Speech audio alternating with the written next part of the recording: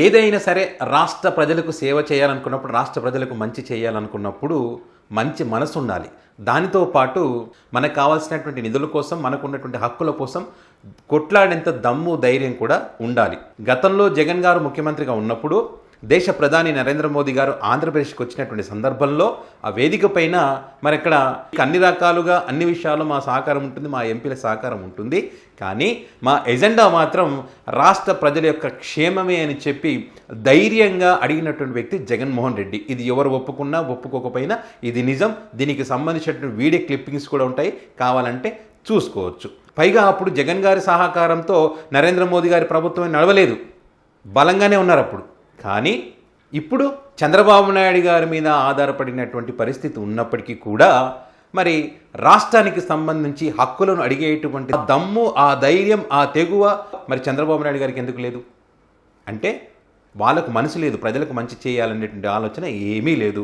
దేనికోసం ఈ సభ జరిగింది? ఎవరి ప్రయోజనాల కోసం ఈ సభ జరిగింది? గత వారం 10 రోజులుగా అమరావతికి సంబంధించి రాష్ట్ర ప్రజలు పండుగ చేసుకోబోతున్నారని చెప్తే ప్రజలకు ఉపయోగపడే విధంగా ఏమైనా ఈరోజు మీరు సాధించారా?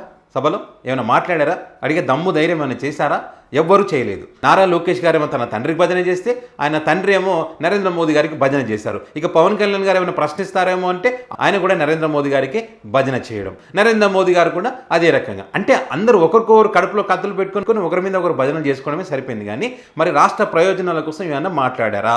మళ్ళీ పైగా ఈ కార్యక్రమానికి సంబంధించి 6,500 మంది పోలీసులు, 37 మంది ఐపీఎస్ అధికారుల పర్యవేక్షణ, మరి ప్రతి ఆర్టీసీ డిపో నుంచి 50% బస్సుల్లో మరి వీళ్ళని తరలించడం జరిగింది. తరలించారు, భారీగా ఖర్చు పెట్టారు, అంతా చేశారు, 5 లక్షల మంది జనాభా అన్నారు. కనీసం దాని దగ్గర ప్రతిఫలం ఏమైనా ఉందా?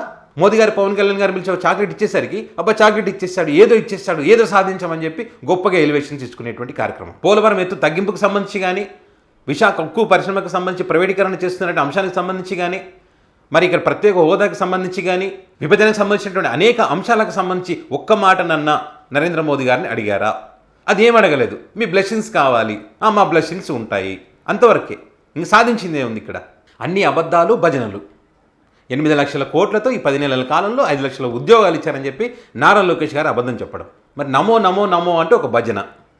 గతంలో ఏం మాట్లాడారు గుర్తులేదా మీరు? ఇదే నారా లోకేష్ గారు నరేంద్ర మోదీ గారు ఆంధ్రప్రదేశ్కి ఎందుకు వచ్చారు? ప్రత్యేక హోదా ఇవ్వకుండా, రాష్ట్ర విభజనకు సంబంధించి 18 అంశాలు పరిష్కారం చేయకుండా ఎందుకు వచ్చారని చెప్పి ఈయన ప్రశ్నించినటువంటి పరిస్థితి గతంలో నారా లోకేష్ గారు. మరి ఇదే పవన్ కళ్యాణ్ గారు అమరావతి రాజధానికి సంబంధించి గతంలో నరేంద్ర మోదీ గారిని ప్రశ్నించారు, ఇప్పుడు ఉన్నటువంటి సీఎం చంద్రబాబు నాయుడు గారిని ప్రశ్నించారు. మహారాష్ట్ర తరహాలో పెద్ద ఎత్తున ఉద్యమం చేస్తాం, అనంతపురం టు శ్రీకాకుళం ప్రజలందరూ వచ్చి మీ ఇంటిని ముట్టడి ఇస్తామని చెప్పి అప్పుడు పవన్ కళ్యాణ్ గారు చెప్పడం జరిగింది. మరి ఈ రోజు ఎందుకని మౌనంగా ఉన్నారు? ఈ రోజు ఎందుకు భజనకే పరిమితం అయ్యారు? భయం, వాళ్ళ స్వార్థం. కానీ ఒక్క మాట మాత్రం చంద్రబాబు నాయుడు గారికి షాక్ ఇచ్చారేమో నాకు అనిపించింది. ఏదైతే నరేంద్ర మోదీ గారికి కుటుంబం లేనప్పటికీ దేశ ప్రజలే తన కుటుంబంగా భావించి మరి ఈయన పాలన చేస్తూ ఉన్నాడని చెప్పి ఒక మాట ఏదైతే అన్నారో అది ఖచ్చితంగా చంద్రబాబు నాయుడు గారిని దృష్టిలో పెట్టుకొని ఆ మాట అన్నారేమని నేను అనుకుంటున్నాను. ఎందుకంటే అసెంబ్లీ సాక్షిగా ఇదే చంద్రబాబు నాయుడు గారు ఏమన్నారు అప్పుడు? కుటుంబాన్నే చూసుకోలేనివాడు, భార్యనే చూసుకోలేనివాడు దేశాన్ని ఏం చూసుకుంటారని చెప్పి అప్పుడు కామెంట్ చేయడం జరిగింది. మరి ఇదే చంద్రబాబు నాయుడు గారు ఇప్పుడు ఏమంటున్నారు? పొగుడుతూ ఉన్నారు. గతంలోనే తిట్టడం, ఇప్పుడేమో పొగడతారు. ఈ రెండింటి వల్ల ఏమైనా వచ్చిందా? అప్పుడు తిట్టినప్పుడు రాలేదు, ఇప్పుడు పొగిడినప్పుడు ఏం రాలేదు. రాష్ట్ర ప్రజలకి ఏమైనా ఉపయోగం ఉందా? ఏమీ లేదు. కట్టుబట్టలతో వచ్చేసామని చెప్పి నారా లోకేష్ గారే చెప్తా ఉన్నారు. కట్టుబట్టలతో ఎవరు పంపించారు? హైదరాబాద్లో ఇంకా 10 సంవత్సరాలు ఉండాల్సినటువంటి అవసరం ఉన్నప్పటికీ కూడా, ఆ హక్కు ఉన్నప్పటికీ కూడా దాన్ని వాడుకోకుండా అక్కడే ఉండి అక్కడే పాలన చేసి క్రమక్రమంగా రాజధాని నిర్మాణం చేపట్టి ఉంటే కనుక ఈ ఇబ్బందులు వచ్చి కాదు కదా. ఎవరి స్వార్థం కోసం? ఎందుకని ఇక్కడి నుంచి అక్కడ వెళ్ళిపోవాల్సి వచ్చింది? రాత్రి పెట్టబడి సర్దుకొని. అంటే మీ తండ్రి చంద్రబాబు నాయుడు గారి నిర్వాహకం వల్లే కదా ఇక్కడ ఓటుకు నోటి వ్యవహారంలో ఇక్కడ ప్రభుత్వాన్ని పడగొట్టాలని చెప్పి చేసినటువంటి కుట్రలో భాగంగా ఇక్కడ నుంచి పోవాల్సి వచ్చింది.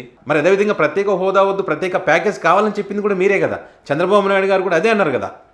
ప్రత్యేక ప్యాకేజీకి సంబంధించి అసెంబ్లీలో మేము ప్రత్యేక ప్యాకేజీ కావాలని చెప్తా ఉన్నామని చెప్పి ఒప్పుకున్నారు కదా. ప్రత్యేక హోదా వల్ల ఏమొస్తుందని చెప్పి మీరు అన్నారు, మీ నాన్నగారు అన్నారు, అందరూ అన్నారు ప్రత్యేక ప్యాకేజ్ అన్నారు. ఆ ప్యాకేజ్ ఏమైపోయిందో తెలియదు.